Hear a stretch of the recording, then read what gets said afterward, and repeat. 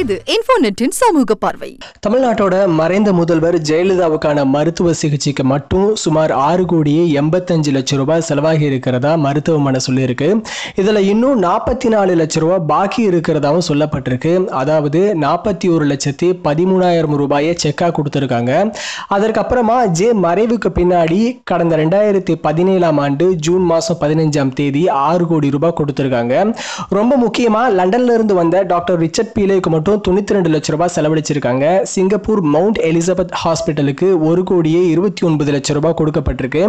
இதெல்லாம் போக சாப்பிட்ட உணவுக்கு மட்டும் 1,17 லட்சம் ரூபாய் செலவழிக்கப்பட்டிருக்கிறதா விசாரணையில வெளிவந்துகிட்டு இருக்கு.